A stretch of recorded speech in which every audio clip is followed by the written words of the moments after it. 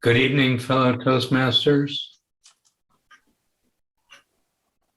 guests who may arrive, and viewers at home who may see this on recording. We are meeting with Golden Speakers Toastmasters of Fairfield for the Tuesday evening, March 29th,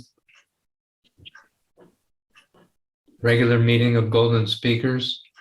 The mission of our club is to provide a mutually supportive and positive learning environment in which each one of us has the opportunity to develop verbal communication and leadership skills, which in turn foster self-confidence and personal growth. We're all up for personal growth here, I would hope. Tonight I get a chance to see what kind of progress I've made. I'd like to introduce tonight's Master of Ceremonies, Toastmaster Alex Gibbons, to introduce the rest of the role players. Thank you so much, Mr. President of Education, fellow Toastmasters and viewers at home. I'm very excited for our meeting tonight. We will have a prepared speech by our dear friend, Art Atkinson, and we have an exciting theme, Spring Tra-La, for our table topics, and I'm looking forward to it. But first, I will start by introducing tonight's role players, and we'll start with Jean as our timer. Jean, could you please explain your role tonight? Yes, thank you, Madam Toastmaster. Fellow Toastmasters, my role as the timer is to time various segments of our meeting to make sure that we are speaking not only with solid content, but doing it within the time allotted. I will be timing our prepared speech tonight from Art. He has additional time. Art, unless you tell me otherwise, I was going to do green at 10 minutes, yellow at 14, and then red at 15. 10, 14, 15? Uh-huh. That's Would you like some? I can do it, whatever you want for that. That's what the template brought up, so. Okay. And then I will also be timing our our table topics, which are 1 to 2 minute impromptu speeches. I will show the green at 1 minute, the yellow at 1.5 minutes, and then the red at 2 minutes. And you'll have 30 seconds to finish up. The evaluator, we have both the table topics evaluator tonight and also a speech evaluator. Who is our table topics evaluator, by the way? That's Alex. Okay, great. The speech evaluation, both evaluations I am going to presume are going to be 2 to 3 minutes. So green at 2, yellow at 2.5, and red at 3 minutes. And then again, you'll have 30 seconds to wrap up. I'll be timing some of the things at the end, but we usually are pretty good with those. So I will time the general evaluator 3 to 4 minutes. And then I'll give a report at the end of the meeting. Thank you. Thank you, Jean. Our next role player will be Bob, which is our grammarian tonight. Bob, could you please introduce your role? Thank you, Madam Toastmaster. Good evening, my fellow Toastmasters and viewers at home. My role as a grammarian of this evening is to listen to all of your speakers, including myself, and I'll be listening to careful language that you may be displaying. I'll also be listening for improper language as well, and any outstanding words, quotes, sayings, or thoughts, because I have my mind reading pills. I can read your thoughts. As a grammarian, it is also my duty to introduce the word of the day, which is verdure,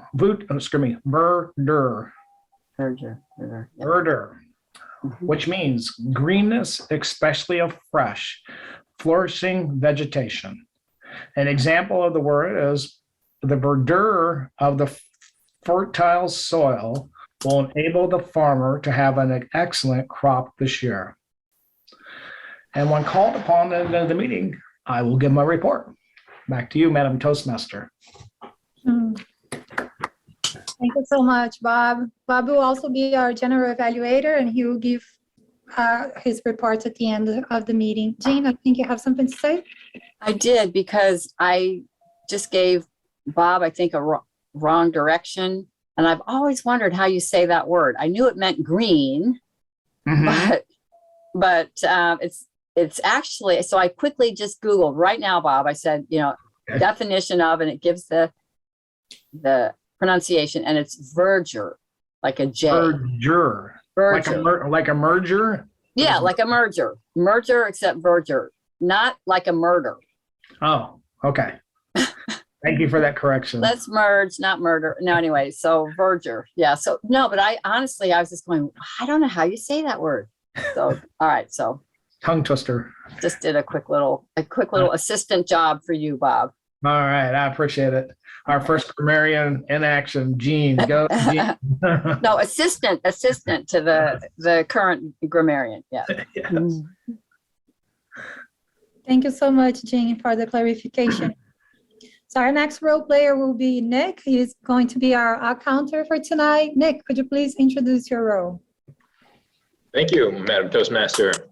Tonight, I will be keeping track of the use of verbal pauses, which is the moment when your mind is trying to think of something, but words come out instead of silence.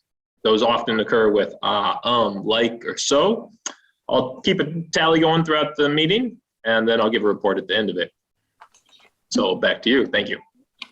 Great, thank you, Nick. Nick will also be our joke master of the night and will make us laugh at the end of the meeting. So I will turn the meeting to Dan Craig, which will be evaluating Art's speech, so he can explain the objectives of his project. Dan. Thank you, Madam Toastmaster, fellow Toastmasters. Tonight, Art is doing a project called Managing a Difficult Audience. We heard Bob do this same project a few weeks ago. I think it's the first project in level 4 of presentation mastery. The purpose of the project is kind of general the way it's stated here. It's for the member to practice the skills needed to address audience challenges when he or she presents outside of the Toastmasters Club. I'm going to also read one sentence from the notes to the evaluator because I think it's a little more clear about what's happening. It says to the evaluator, your evaluation is based on the member's ability to address and diffuse challenges presented by the audience. Audience members were assigned roles by the Toastmaster and our VPE prior to the meeting. So for viewers at home, when you see us acting up later on, it's part of the plan. Art's speech title tonight is Taking Charge. Back to you, Madam Toastmaster.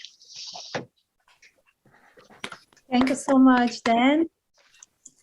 I'll give a quick introduction here for our speaker of the night. Art is a distinguished Toastmaster. He's been a Toastmaster member for 15 years. He's living in Fairfield for the past 32 years with his lovely wife. And like Dan said, he's going to be doing his speech tonight, part of the presentation mastery path, managing a difficult audience. And the title of his speech is Taking Charge. Art, are you ready? I saw your hands up. Are you ready? Yes, distinguished is a little bit of an overstatement.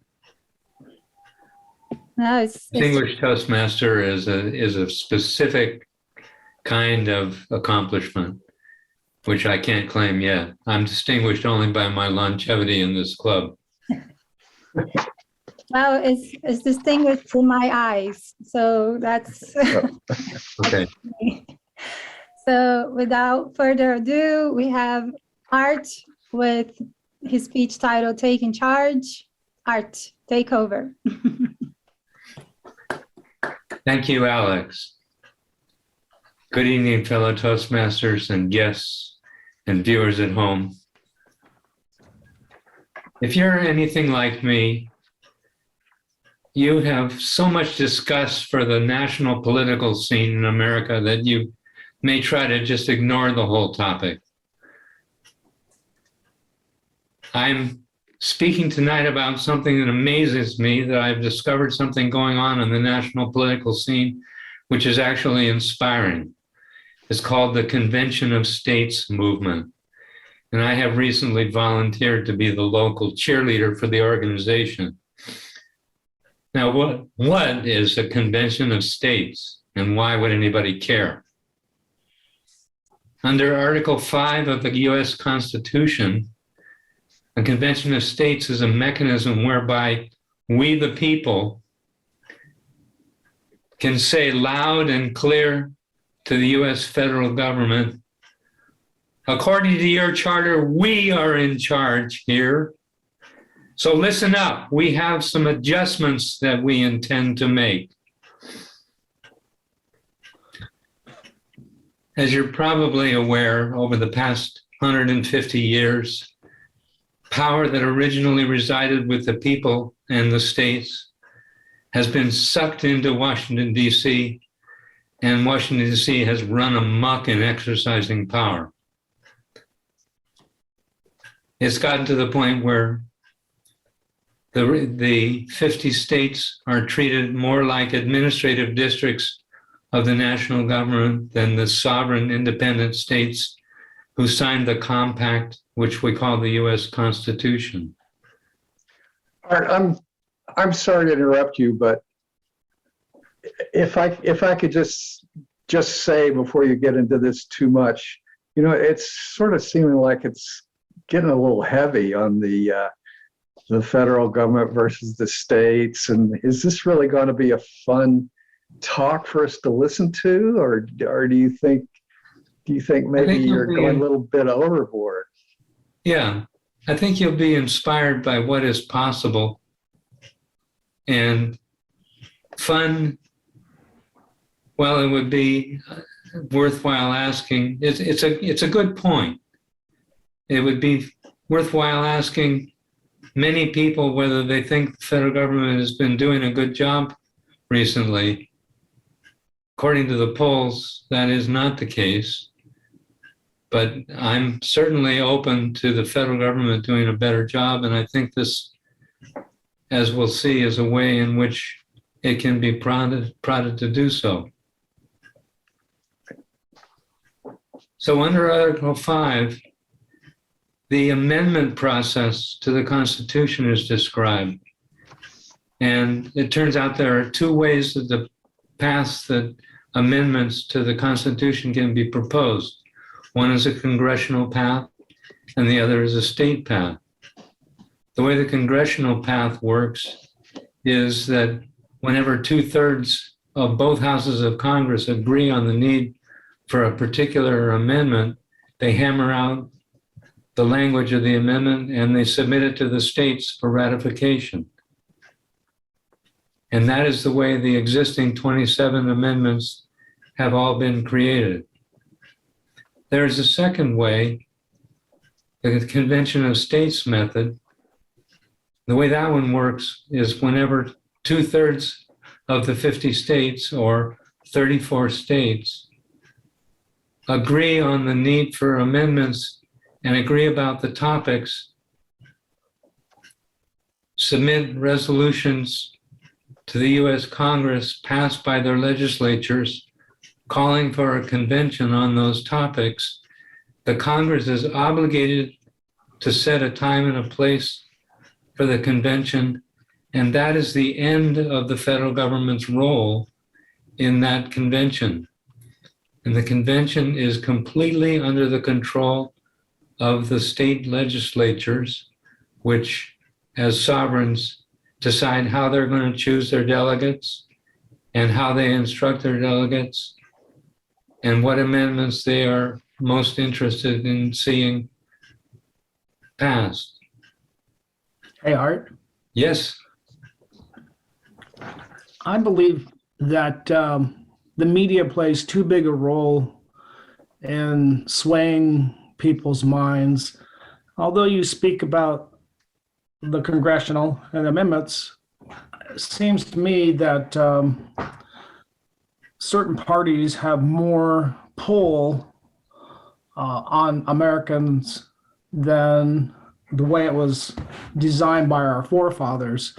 And when they speak up, the other party, they are made to look evil or wrong or incompetent. I admire you for stepping up here, but I'm just not sure that this is the best way to go about it. I think you should go into some kind of media way and help change it that way. Well, thanks for that suggestion. And we'll allow some time at the end of the talk for discussion of all the different points. Hopefully this will end up being fun, but it's a valuable point that you make, that the media has an oversized influence. And there are many people who agree. And I think that we can accommodate your suggestion, and the convention would certainly be able to accommodate your suggestion. Thank you for answering that question. I hope you're right, my friend, but I don't know if I agree with you. Well, we all have experience with political party conventions, and those are political theater which are influenced very much by the points that you mentioned, Bob, by the media, and by the fact that the political conventions are typically designed to help whichever party is holding the convention seize the control of power in Washington, D.C.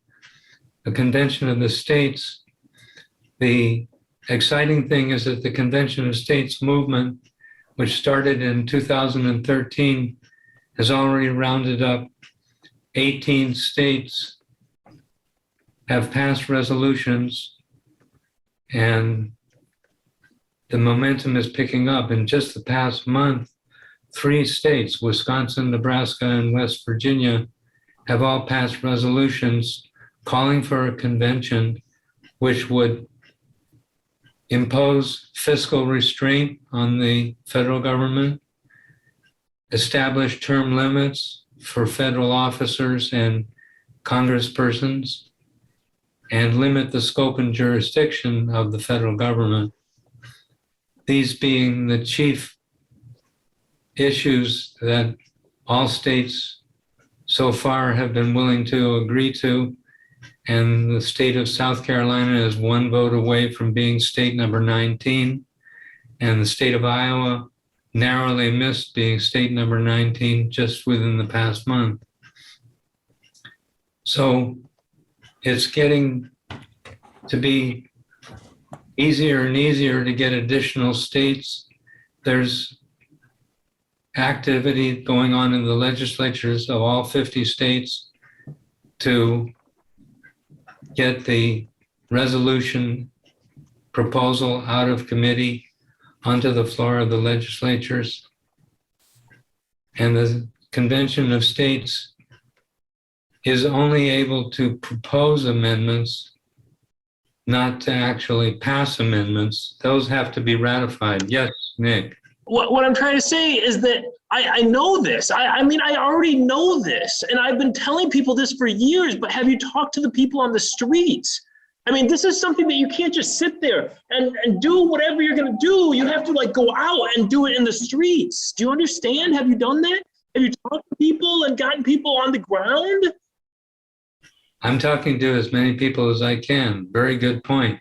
It has to be done by the people. And one of the things that I want to make sure you know is that there's a way to directly petition the state legislature here and tell them you want them to pass this resolution. Why would we want to return power to the states, you might be asking yourself. A very good reason is that the state government is far more responsive to we the people, individuals, than the federal government is. Your state legislator, he may live in the same town, he may have an office or physical presence right in your own hometown. In our case, living in Fairfield, Jeff Shipley is the House representative for this district, and Adrian Dickey in Packwood is the Senate representative. And I've talked to both of them on the phone within the past 2 weeks. And I'm encouraging everybody to visit conventionofstates.com and look at the petition, which would go directly to your state reps. But it's true. It's a good point. It takes massive numbers of people saying the same thing. We want change. And this is a mechanism built into the Constitution. The framers of the Constitution had this wisdom, and they anticipated that the federal government might at some point become oppressive. And they designed this process so that the states could carry it out without interference from the federal government. Imagine the federal government passing legislation on its own to impose fiscal restraint, establish term limits, and limit the scope and jurisdiction of themselves. They haven't done it in the last 150 years and are not likely to.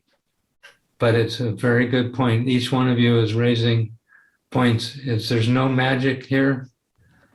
There's only the interest that each of us has in self-government. If we don't do this, it's pretty obvious that self-government, the American experience of self-government, that's government by the people, for the people, of the people, is really at risk from perishing from the face of the earth. And state government is the closest to us, aside from municipal government, and most responsive to our wishes. So, do you have any other questions? If so, if not, we should address the questions that Nick and Bob and Dan have brought up.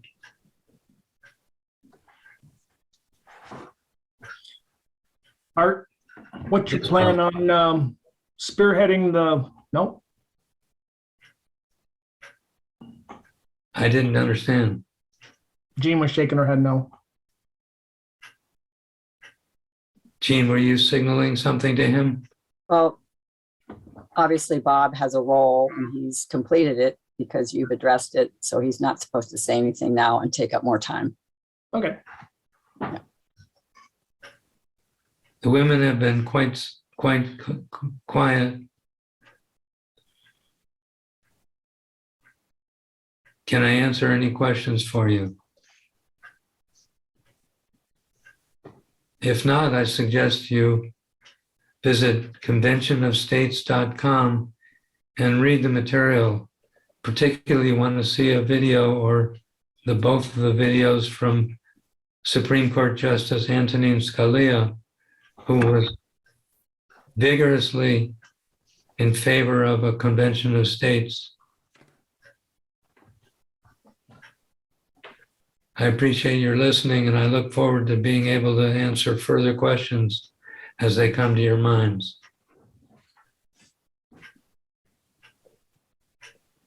Back to you, Madam Toastmaster.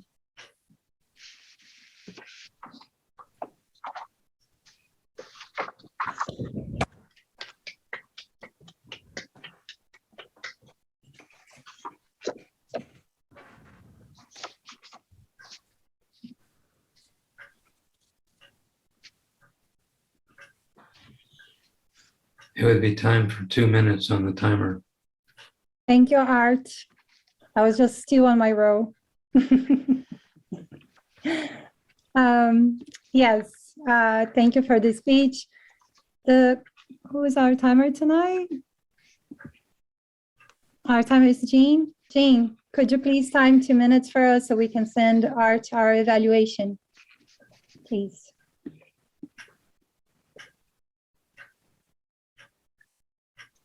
Sorry, I missed that you were doing your role. Yes, I think it was a new row in this path. So I'm still, I was just messaging Jean just to understand a little more, but I think I didn't understand much of that row. It said the silent one, so I thought that I was not supposed to engage, but I guess I was supposed to. That's what I wanted to understand a little more.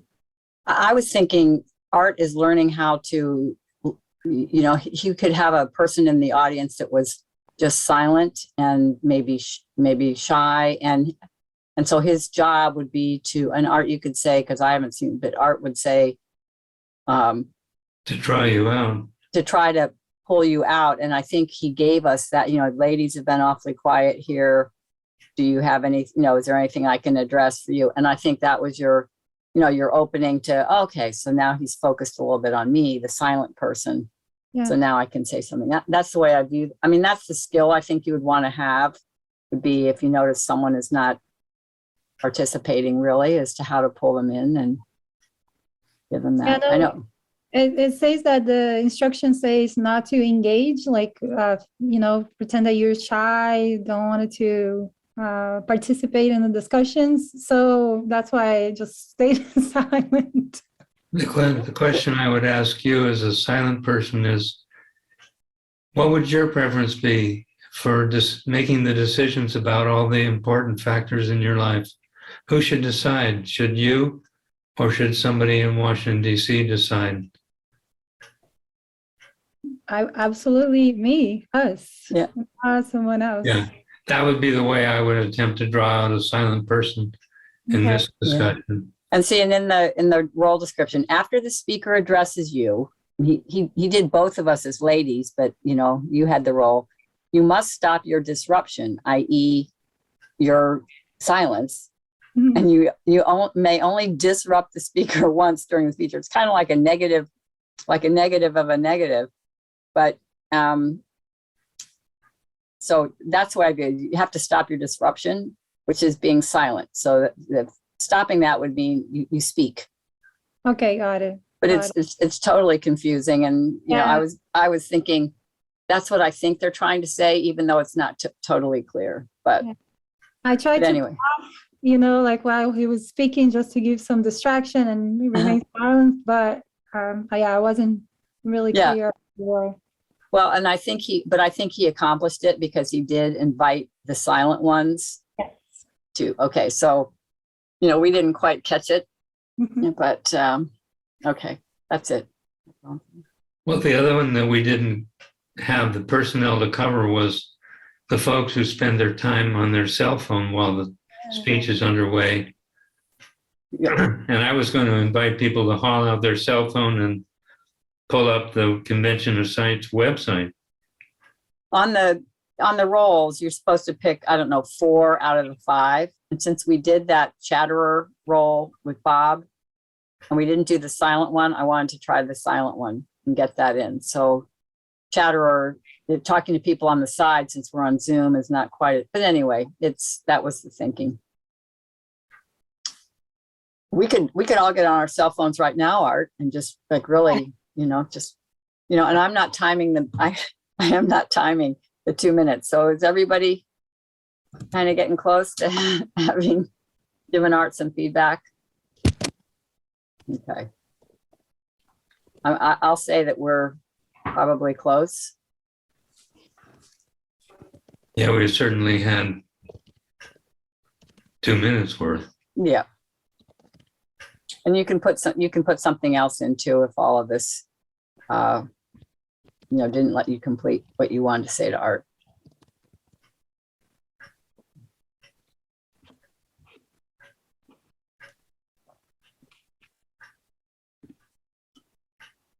So we'll go ahead and call that done, and we'll hand it back now to our our Toastmaster who could hand off to our general evaluator for evaluating the speech if Dan's ready. Yep. So Dan would be the evaluator of art. Dan, are you ready for the evaluation or would you need more time? I think I'll attempt it now. Okay, then you can go ahead. Thank you, Dan. All right. Thank you, fellow Toastmasters, and especially Art. This is a very interesting project. One thing that makes it different in evaluating it is it gives the evaluator the instruction that it's not the speech that's being evaluated. It's the way in which the presenter handles the interruptions. So that's really quite a unique project, I would say. It does ask how did the speaker do in terms of clarity, vocal variety, eye contact, demonstrating awareness of the audience, comfort level in front of the audience. Art was excellent in all of those things.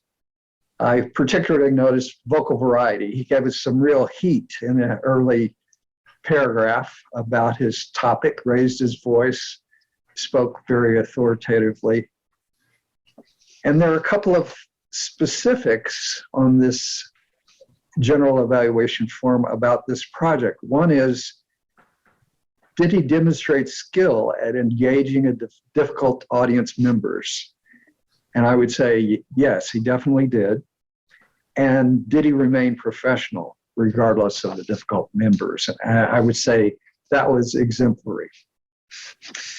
So all in all, just in terms of the general purpose of the project, I think Art did very well. I'm going to mention a few points in general comments. It asks, what did the speaker excel at? In terms of dealing with a difficult audience, I thought that the thing that Art did really well was he answered the objection that was raised in a professional way. He tended to say, that's a very good point. You make an excellent point. He restate it to the person. That's very good at diffusing any ill feeling or something. But my point is that once he had done that, then he transitioned to points that he wanted to make in his project. And that was done very smoothly. So Art really excelled at that. I thought he also excelled in showing us his enthusiasm for this project. He said, the exciting thing is there are 18 states have already passed these resolutions, that sort of thing. He genuinely is excited about this, and he transmitted that to us. What he might want to work on. When Art mentioned the website, conventionofstates.com, and the videos there, that was a good source to be mentioning for us, but I thought it would have been good also to give us a few salient points for what we'd find there. Give us a little more reason to want to go. And to challenge yourself, I thought one thing you might do is try to interject some humor in your talk. It's difficult to do that if you're answering an objection, but maybe in your more prepared points, you could attempt a little humor just to give us some variety. But excellent, excellent job. Thank you.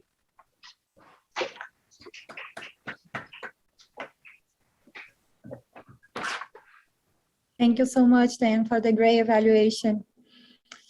We're moving the meeting forward now. It's time for our table topics, and our table topics master is Jean Symington Craig. Jean, can you take over? Yes, Madam Toastmaster. Our theme tonight is, thank you, our theme tonight is spring, tra-la. And I have some questions around that. It promises to be draped with verdure because that's what spring is. Green everywhere. So who would like to go first? I have 6 questions. So who would like to go first? Art, I'm going to put you slightly, let's see, who's our table topics evaluator again? Alex? Okay, Art, I'm just going to, because you just spoke for a fairly long time, I'm going to put somebody and then come back to you, okay? Okay. Okay. So that puts pressure on the other three. Yeah. Okay, you know, voluntold, that is a thing. When you get told. I think Nick is ready. Oh, is Nick ready? Okay, my chat's kind of on top of Nick there. That's not very nice, is it? Okay, Nick, 1 through 6. 4. All right. Would you recommend permanent standard or permanent daylight savings time for the country, or leave us with a semi-annual time change? Why?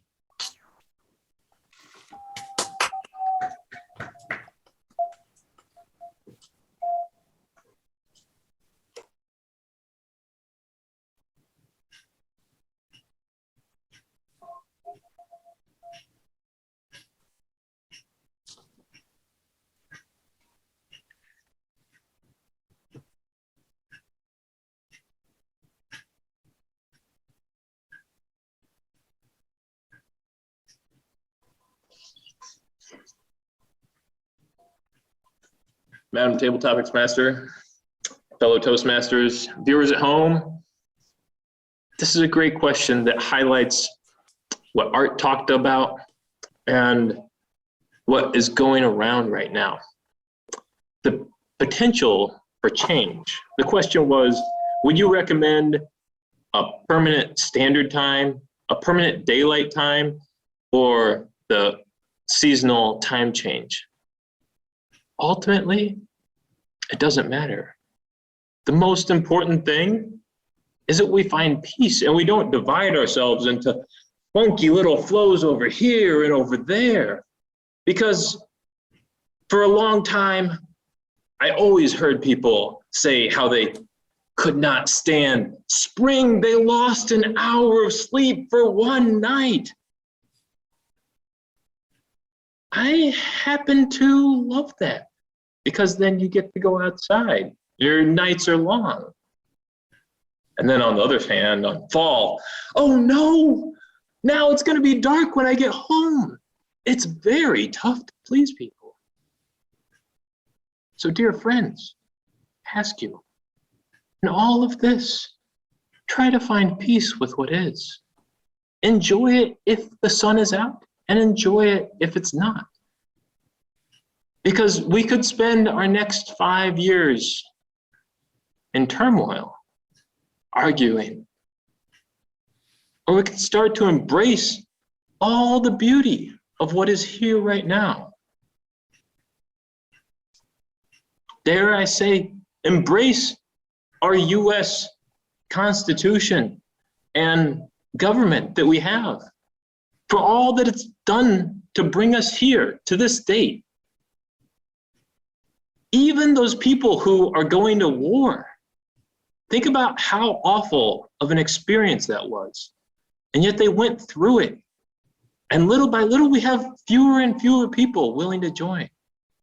So this topic could go on forever. I could talk for a long time, but now is not the time.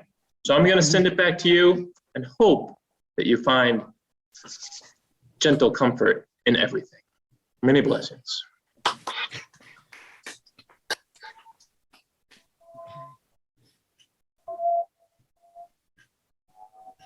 Okay, thank you, Nick. Okay. Art, did you want to go now? You were very patient. Sure. Okay. 2.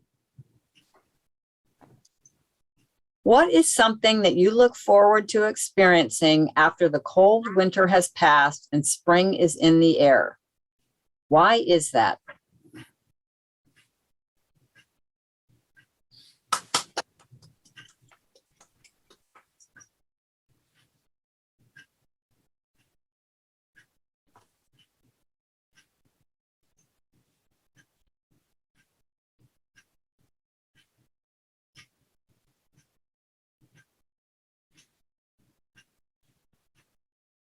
Thanks, Madam Topics Master. There are so many things I look forward to. Things as simple as the furnace doesn't come on so often and my nose doesn't dry out the way it does during the winter. And the fact that I can step outside without a jacket on and enjoy how it feels. And the fact that the birds are just a spectacular show, and they're changing colors, and the goldfinches are resplendent in their black and yellow and gold color. And the cast of birds changes from the winter birds to the summer birds, and the cicadas take over in the late spring and the summer, the crickets and cicadas. What do I like about it is there's so much verdure and things to admire, and the vitality of plants growing up after bleak winter. Those are the things that I enjoy most.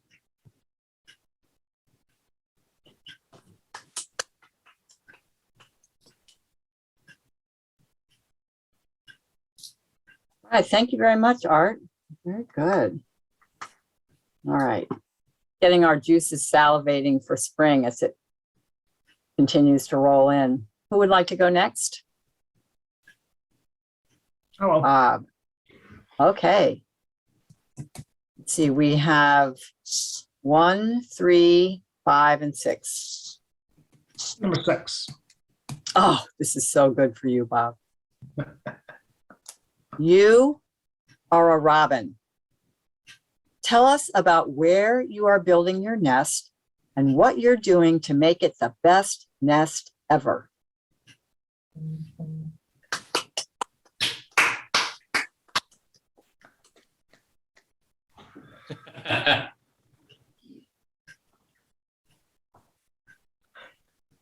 I'm a robin. Tweet, tweet. My location for building the best nest ever would probably be around a college or a school. The reason I would want to go around a college or a high school is because young people are all full of joy and happiness. And they point and they say, hey, there's a robin. Hey, there's a robin. And everybody notices me. I'm the man on campus. Not only that, with their childlike faith, they seem to take their lunch they got from their mom and pull the bread out and the crumbs, and they hear, here, little robin, here, little robin. As that's the girls all come gather around me, and I feel like I'm the man. Although we get a few hundred boys in there, let's get some worms for that thing, all right? You can throw a worm at me or two, but I guarantee you guys, I'm going to fly over to the ladies and I'm going to get some of that bread. And their perfume smells so sweet. I think I'm going to hang over here. Matter of fact, I'll fly up to their windowsill. Peck, peck, peck, peck, peck, peck. And all the girls be on the phone. Oh, look how cute this little robin by my door and my window. Oh, you got to see this. I got to take a picture and put it on Facebook. Oh, yes, yes, yes. I'd be so popular. And that's where I would know, and that's what I would do.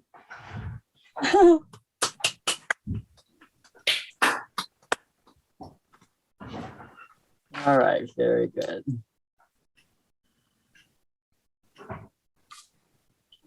Very good, Bob. Okay, Dan. All right. I got to say, that's going to be a tough act to follow. Yeah, right. Well, I was thinking he'd put a basement on the nest. Just Oh, there you go. The best basement where you could all the little robins could hang out and watch the girls. Okay, so Dan, How about 3? 3. What is it about spring that makes it such a season of hope and optimism?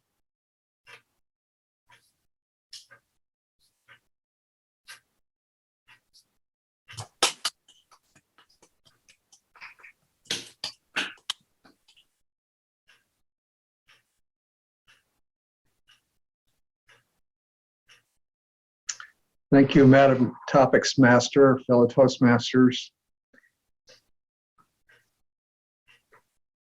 I think the real answer to that question is that there are many things about spring that makes it seem like a season of hope. It's obvious that the verdure that you see peeking up from the ground day after day, more and more green, is really inspiring. Growth after that long winter season of nothing happening, everything seeming dead, cold, uncomfortable. Life is just teeming out there. And that's encouraging. That makes you feel like, hey, I could do something too, maybe. I will note in passing that Jean's theme of spring tra-la reminds me of Bertram Wooster from the Jeeves books. And my favorite quote from Bertie was, "It was the kind of morning that made a chappie wish that he had a soul." Very profound. Mm-hmm. But there are many other things about spring that are inspiring. For example, if you like baseball, baseball is the premier spring sport, and you could be hopeful once again that your favorite team this time is really actually going to not only make it to the postseason, but win some games and keep going. Perhaps if you're a St. Louis Cardinal fan, for example. And I'll say in passing on that point that they just signed Albert Pujols to play for them again. It's going to be quite an amazing thing. Verdure, growth, warmth, baseball, the list could go on and on. I'm just too overwhelmed to say anything more. Thank you.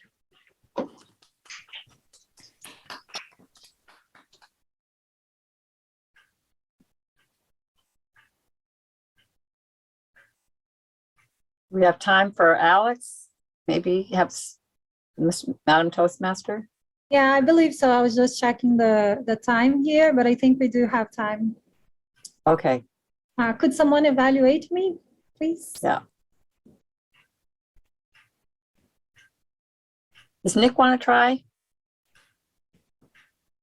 So just it'll just be a little dollop, like maybe we give you 1 minute, but you're not technically eligible to be an evaluator, but you're a quick study. So Okay. cool. Okay. And it's spring and we're full of hope and optimism. All right. So Alex, that leaves, is it 1 and 5? Is that where we are? Oh, no, that was 1 was what we just did. So I can offer you 5 or 5. Is that right? I would like number 5. Okay.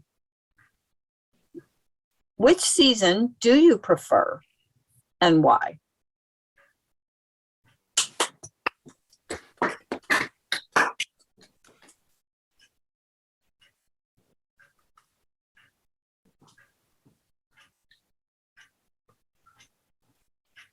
Thanks, Madam Topics Master, fellow Toastmasters, and viewer at home. My favorite season, it's warm. Anything that's warm. I am a girl from Rio de Janeiro, Brazil. So I was born and raised in a tropical country in front of the beach, beautiful Copacabana beach, and where there's really no winter. What we have in winter is rain. This is what we know is winter. That's the reality in Rio. There are a few cold days where we pack, like we wanted to wear everything, like all of our sweaters. And the few days that we have cold weather, we wear all of our boots. Another thing that we do, I don't know why, but that's one thing that we do when it's cold, because it's never too cold. It's never too cold in Rio. But when it gets cold, everyone eats fondue. Oh. I think that we only get those few days of cold. We do everything that we can do that's considered winter. My favorite season is definitely summertime. I really enjoy being outdoors, doing my exercises outdoors. I go for a run, I go for a walk. I love hiking and go to the beach, of course, and enjoying nature, seeing the birds, the cicada, and go camping. So I am definitely an outdoors kind of gal. So summertime is my favorite season. I'm here in Fairfield, Iowa now, learning to create this relationship with the code. I'm learning, this is my second winter. I'm getting there. Here I am, almost getting through this in one piece. But summertime is still my favorite season. Thanks for the question.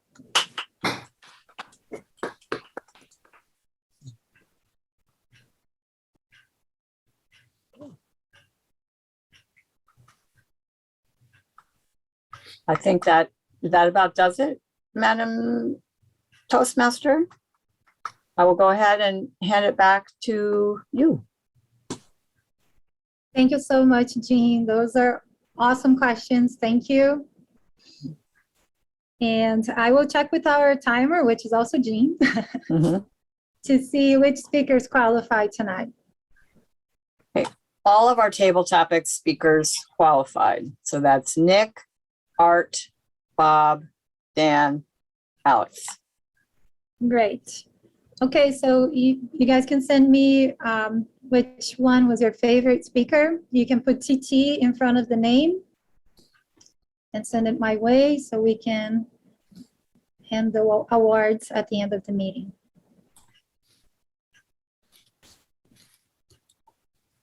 So now we're moving forward. So that's when I do the evaluation, or should I call Bob first as the general evaluator to introduce me as the evaluator, right? No. All right, so I'm handing the meeting over to Bob, our general evaluator, so we can start our evaluations for the night. Thank you, Madam Toastmaster. First of all, I wanted to share with Art. You did an awesome job, Art. That was a great speech.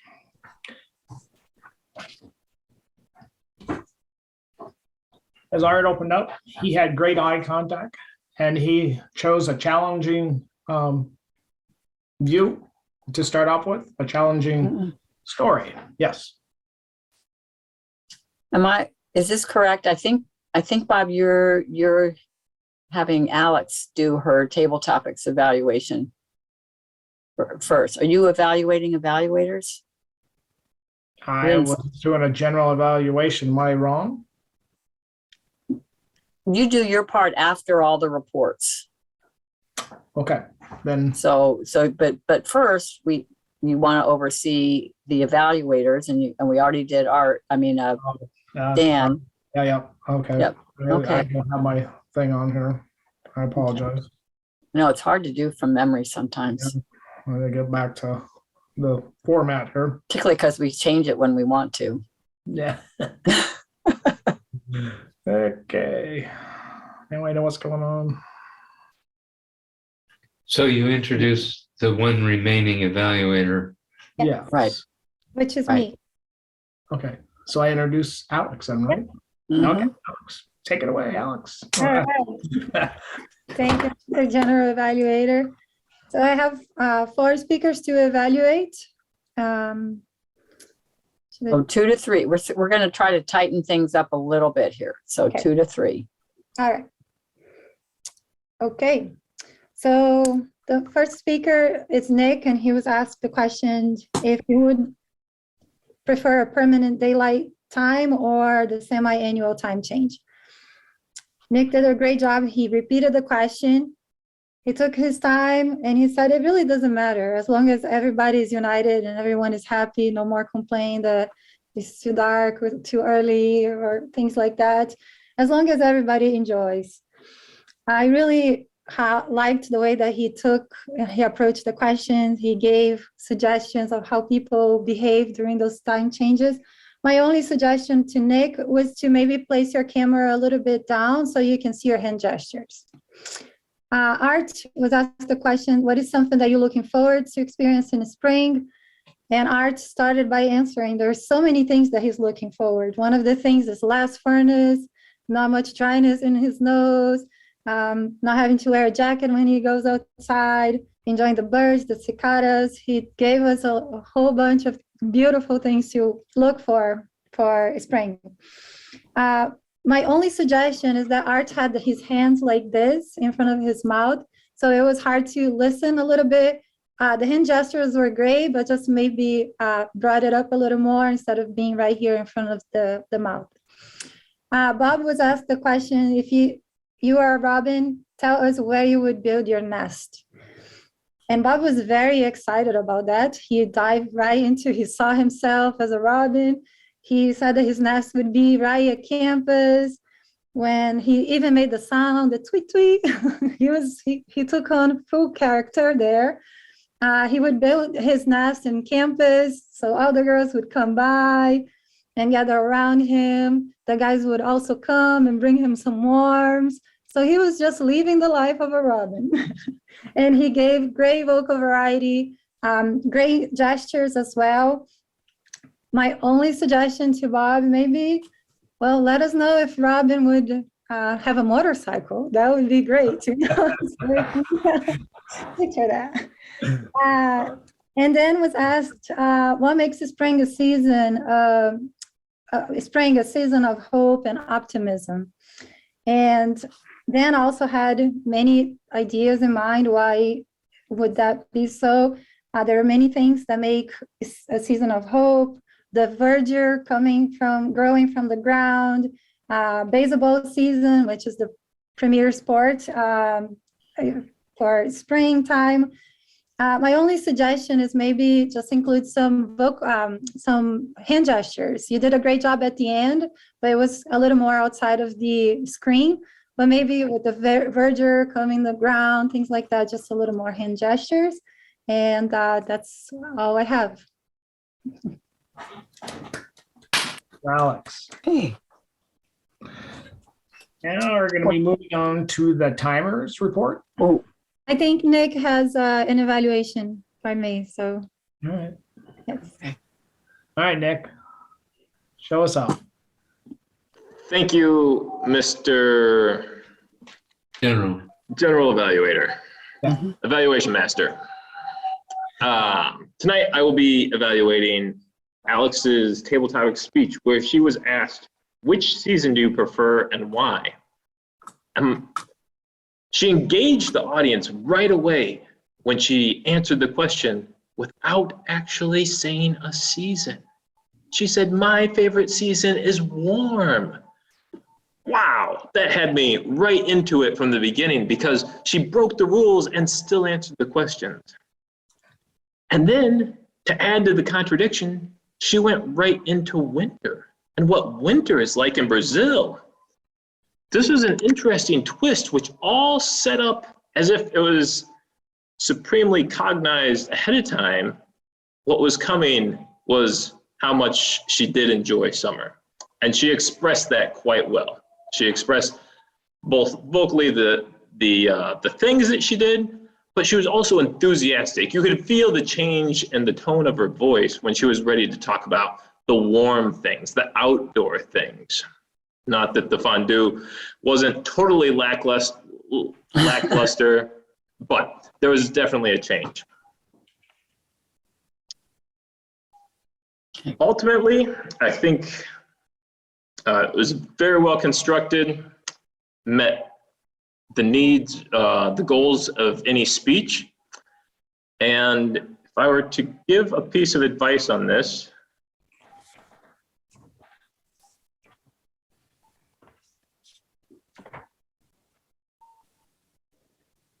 I would have to think harder. Okay. I'll try again next time. Back to you, Mr. General Evaluator. Thank you, Nick, for that wonderful evaluation. Now I believe we're moving on to Madam Timer. One thing, and you want me to give you which evaluators qualified? Yes, I should have inserted those words. Can you talk English? Okay. Evaluators qualified. Okay. Both of our evaluators qualified, Dan and Alex. Hooray. Yay. All right. All right. So you can also send the evaluators, favorite evaluator to me. You can just put eval right in front of it and the name of your favorite evaluator. Okay.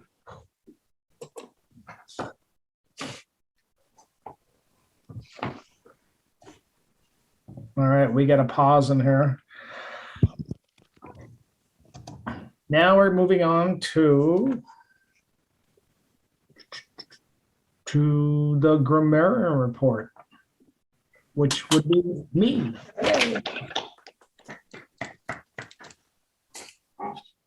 Well, start off, everybody was pretty clean.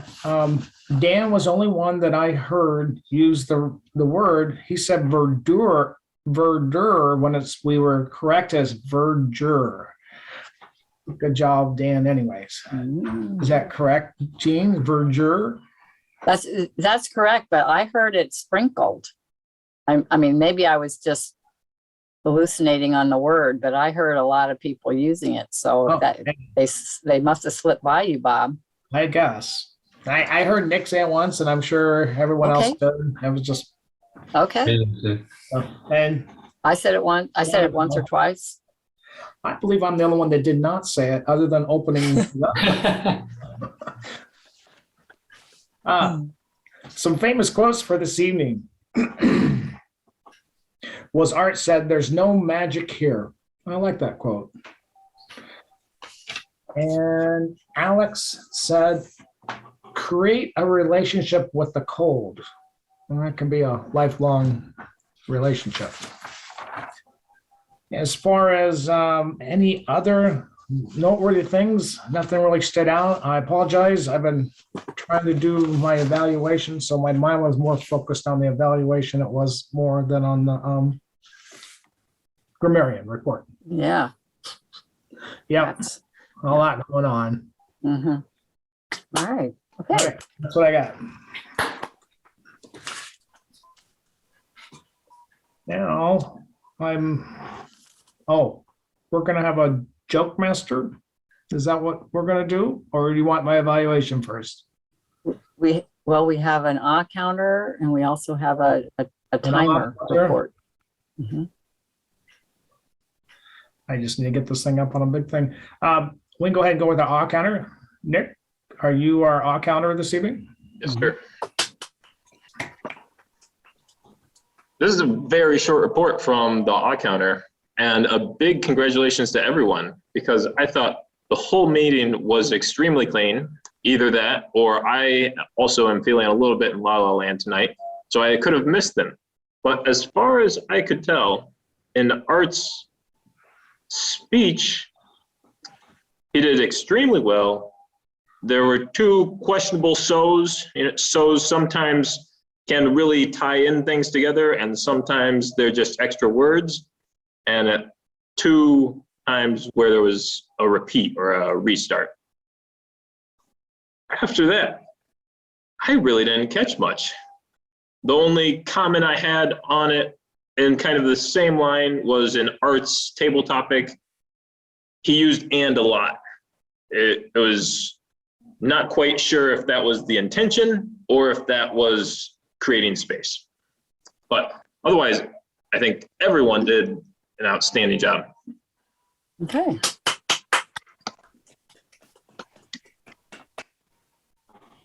Well, Nick, I do believe you're up next again for our joke this evening.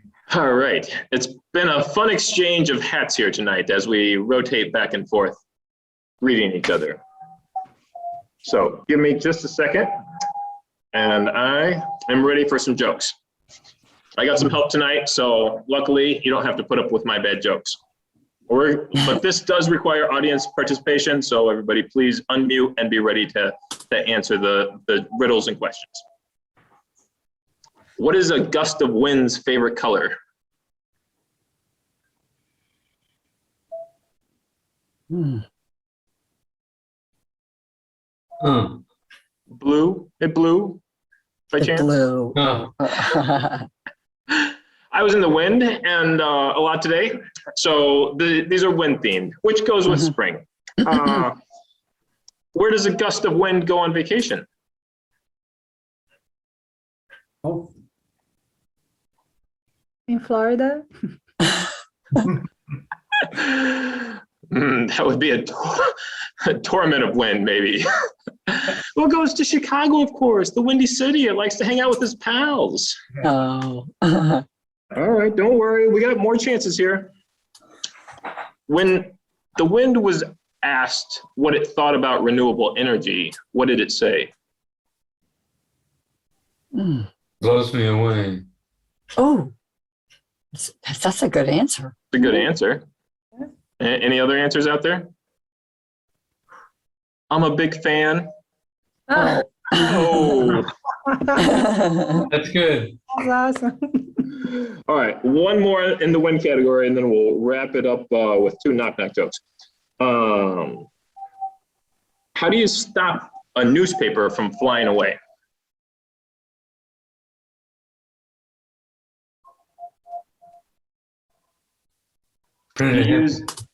Sorry, Art, what'd you say? Print a heavy story. You're on the right track, but I was going to use a news anchor. Amusing. Oh, What was it? To use a news anchor? Oh. All right, knock, knock. Who's there? Thistle. Thistle who? This will be the last joke of the night. Send it back to you, Mr. General Evaluator. thank you, Nick. Oh, some good jokes there. Now, before the meeting awards, I will give my evaluation, general evaluation for tonight's meeting. Madam Timer, I realize I have all of us here, but I think I'm only going to need 2 to 3 minutes. Do you want my timer's report, by the way, since you mentioned timer? Well, maybe this once. Yes. Would you please? Okay, and then I'll do exactly what you said. So, all right. All right. So for the timer's report, Art's speech, 14 minutes and 35 seconds. The table topics, Nick, 2 minutes and 27 seconds. Art, 1 minute and 27 seconds. Bob, 1 minute and 27 seconds. I don't know about 27 seconds. This tonight was. Dan broke that mold, 2 minutes and 13 seconds. Alex, 1 minute and 58 seconds. For evaluators, table topic evaluator Alex, 3 minutes and 5 seconds. And Dan, speech evaluation, 3 minutes and 27 seconds. That's my report. Thank you, Madam Timer. Any other rules that I might have missed this evening? We're all here to just, spot each other. Okay. Yeah. Okay. Now, Madam Timer, will you get your stopwatch going? Yes, For 2 to yes. 3 minutes? Okay, 2 to 3 minutes. All right, very good. Thank you. Well, good evening. My report this evening goes as follows. Art had a wonderful speech tonight. He spoke on a timely subject, an interesting subject that could actually gouge people in this setting. He had great eye contact. He knew what he was talking about. He knew it very well, inside and out. When I brought up an argument or Nick brought up an argument, either which one, Art was able to stand on his feet. He didn't stammer. He didn't show aggression. He just fell back to what he knew and spoke what he knew out of his wisdom that he had studied. And that is a good speaker quality that a speaker would have, that not let the crowd disrupt you. And I thought it was very good quality. For he did a little rowdy bunch today, and he handled us all well. In addition to that, he said there was no negatives here, or excuse me, I said it earlier, but he said there was no magic here. I really like that quote, because sometimes in the problems that we have, we wish there was some kind of magic. He gave us a couple ideas how to attach it, an amendment or a congressional, and a few facts there. My only suggestion might be is if Art would possibly have a screen share. He mentioned a web page or a website, and sometimes when speaking, it's hard to remember those things. Maybe just a little something that say, yeah, this is where we need to go look. That'd be my only suggestion on that. Then Dan was up. He gave the evaluation. Dan did an excellent evaluation this evening. He pointed out Art's willingness to attack the sensitive situation, as I pointed out myself. What I liked about Dan is he had a poker face. You couldn't tell Dan whether he was on the right or the left or independent. He just said it like it was, smile on his face, so you didn't know where he stood. And he gave it as a great orator, and I really appreciated it by Dan. He spoke clearly and he focused on the beauty of the speech. He also gave a suggestion, and I like that. We all need suggestions. Alex, on her thing, she did great on giving the questions for the table topics. They were just timely. That was today. They were funny and they were all enjoyable. And I really liked it, as well as Jean. She gave a good one today back to Alex. My only suggestion for, where's my suggestion? I don't have a suggestion for Alex, so I apologize, or for Jean, not at this moment. And Nick did a good job on his first speech out, his first evaluation out. Good job, Nick. And he had some timely jokes that keep us all laughing. And that's my report.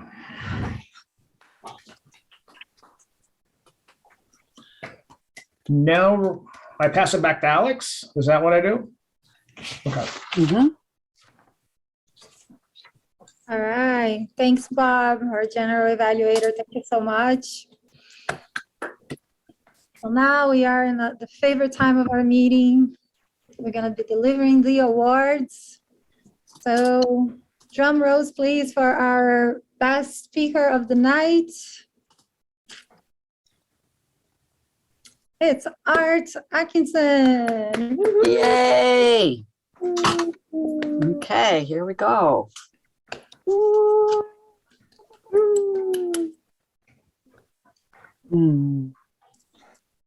All right.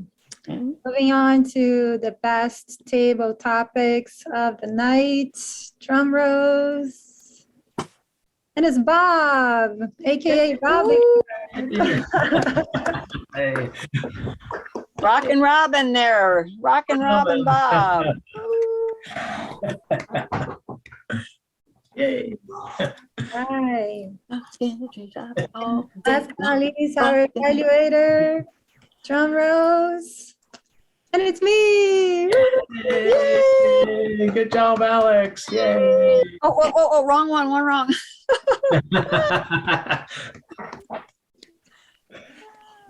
All right. So we had a great meeting tonight. Art gave us a beautiful speech filled with great information, and he handled the difficult audience very well, even the silent ones. So great job, Art. Also, Jean gave us great topics and the table topics with great questions about spring and make us all excited and looking like even more excited about the season to come. And with that, I will turn the meeting to our president, Art, for the closing comments. Thank you.